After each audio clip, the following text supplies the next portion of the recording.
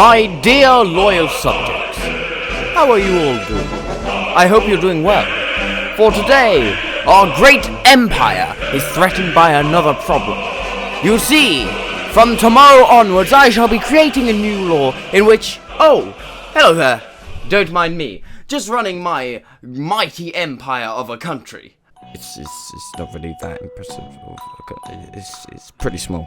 But why am I running a country, I hear you ask? Well, it is because I have lost somewhat of a hobby. You see, Potato is gone, and I have absolutely no idea where.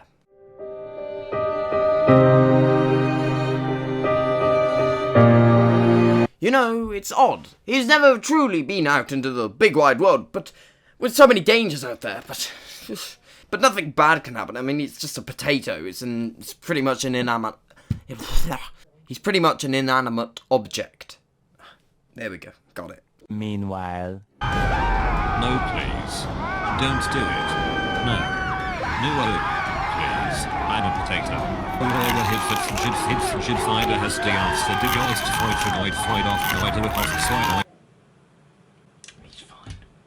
Well, seeing as Potato is now seemingly dead, how about we pass the time somehow? Seeing as I now own a mighty empire, how about I look at a game that could help me out now? What is this? I was not aware of a new Far Cry game. Homefront Revolution. Yes, this could help me with my empire. But first, before I begin, I must check the reviews. Check this is up to par. Oh no. We are in trouble. I'm not quite sure where I stand with Homefront. It's sort of a mixed bag for me. For those of you who don't know what Homefront Revolution is, Homefront Revolution is a sequel to the game Homefront, released a few years back. Now this game has been stuck in development hell for the past few years, moving from studio to studio. It was later passed on to Dambuster Studios, who finished off the game and brought us this lovely gift. Thank you, Dambuster Studios. Thank you for a broken launch date game. Thank you. I appreciate that. I mean, it's only my money that's going into it, but we'll get on to more of that later, I suppose.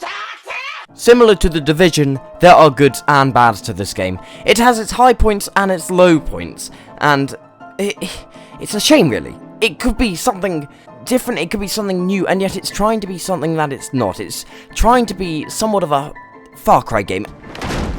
And you can tell that it wants to be a Far Cry game through its gameplay, through its story, through some of its characters. It wants to be Far Cry so much, and yet it can't be. Imagine Far Cry is your cup of tea or coffee that you get at the end of your dinner. And you know that biscuit that you always get on the side of that cup of tea or coffee that you have? Yes, Homefront Revolution is that biscuit. That is crazy. Nobody tends to eat it. I'm sorry. Well, I don't. It depends what biscuit it is.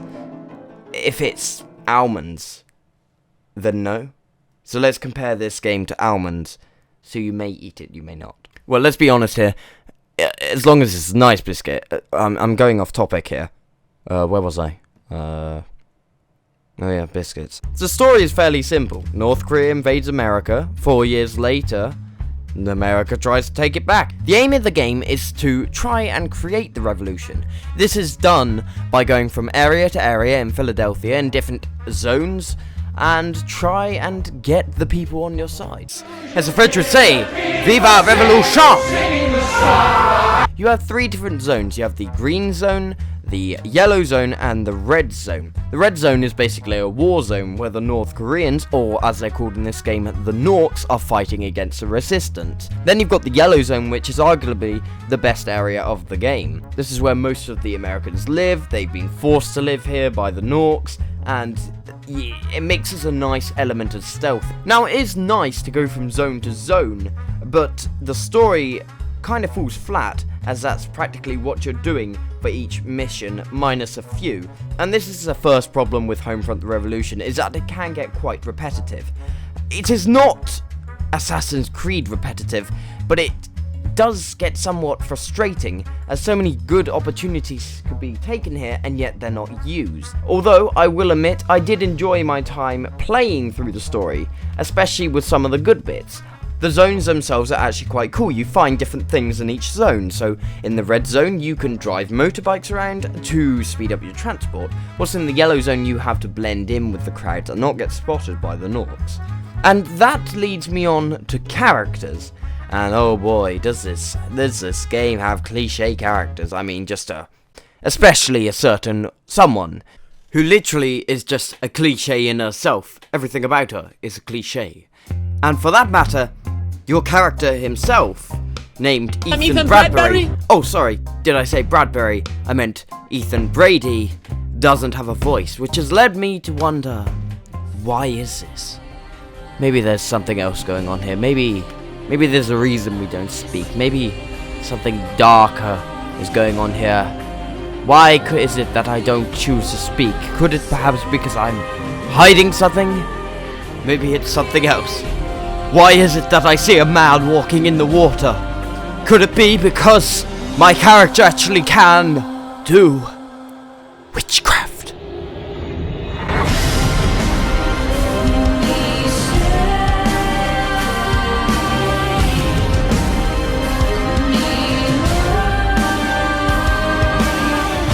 There are a number of characters in the game, but you never really get attached to these characters. For instance, there's a doctor, and there's also the general himself. The general is somewhat cooler, and yet the doctor is the most interesting character, and yet we see him the least, which is unfortunate. And any times we do see him, it pretty much doesn't move the story forward.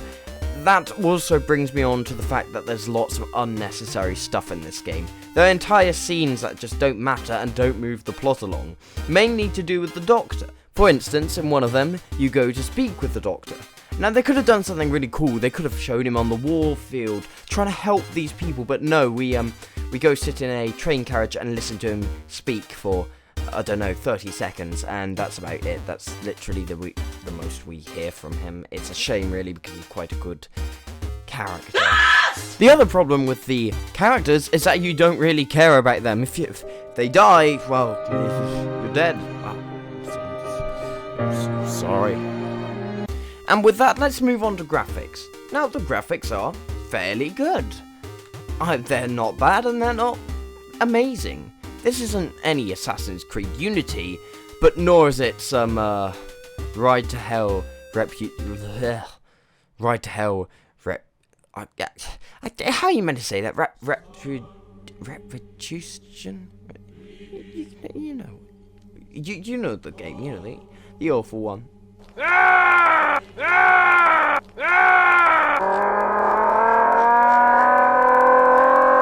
Yeah, that one.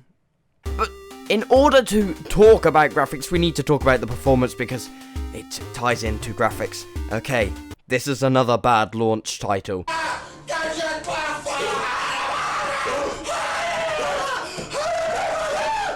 And the FPS is just awful on high graphics, just awful. 20 FPS, maybe even dropping lower than that.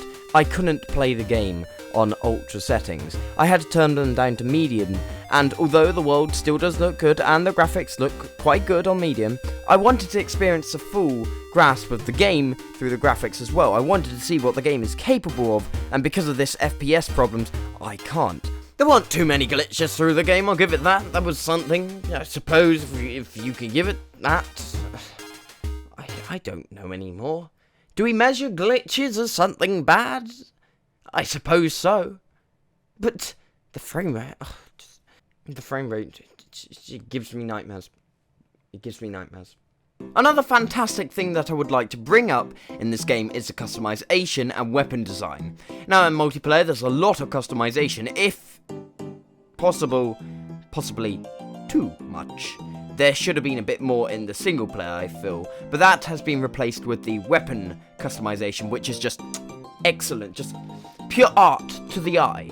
With one press of a button, you can go from a light machine gun to literally a grenade launcher. It is just fast, easy, and fairly entertaining. It lets you personalize the weapons to how you play. So if you want to go stealthy, you can always put on a crossbow or a silencer. Or if you want to go more heavy-handed, you can always get out the light machine gun and add on some stocks to increase your damage. So in conclusion, this game is still a mixed bag for me, and I'm still kind of undecided about it. I really want to like the game, but then there's just problems that occur that make me not like it. It's... hang on. I'll be right back with you. A few inches later. Right, so this is a bag. It is a razor bag. It is a very nice bag, and this box is Homefront the Revolution. You know, we're gonna pop it into the bag. You know, just mix and match a bit. You know, Italian meet Spaniel. You know, it's a very good dish. Very good. You know, it's beautiful. Beautiful. Add in a lovely season pass with some small DLCs, you know, not Witcher style DLCs, they would take too long and too much money, you know. And, you know, just add in some lovely unnecessary things, you know, some characters that we don't need, and some other stuff and repetitiveness, and you just mix it together and give it 5 to 10 minutes to mix. 20 minutes later. 2 hours later. 3 weeks later. Eventually, it appears that our finished score is ready. We have a wristband here, which can tell me that this game is a 6.3 out of 10. For everything it does well, it always falls flat at some points. It does have its ups and downs in the story, but it is rather predictable and cliche. The same for the characters. As for AI, the AI is rather clunky and it could do some really stupid things. I really wanted to like this game more than I did, and I was actually considering a higher score, but I decided against it, mainly due to performance problems as well. Now, I'm not judging this game fully on performance, because I know, or rather I really hope that this game is patched, because it will be a shame if it isn't. I would pick it up if you're a Far Cry fan. If you're going, if you have £40 and you've got to decide on something to buy, I don't think Homefront is the right thing. I would go for something different. I would say Doom or something, because yes, Doom has probably a better story than Homefront, and Doom's not even. It's Doom. It's Doom. You can't go more different than Doom. Please, help me. Ah, Potato! You're back. How are you? How were your travels in the world? I was attacked from an unknown beast. Please, take this videotape. It lists all of my finest achievements. And remember me. Right. I don't have one. I don't think anybody else uses them anymore. I'm sorry, Potato. No one uses VHSs anymore. Well, I suppose Plan B can always be used.